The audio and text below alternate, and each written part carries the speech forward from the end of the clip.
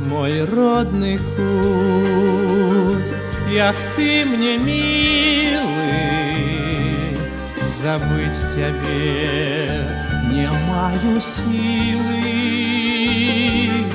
Не раз утомлены дорогой,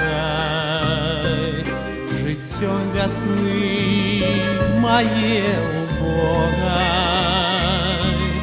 Тебе я в думках залетаю, и там душою спочиваю, и там душою спочиваю.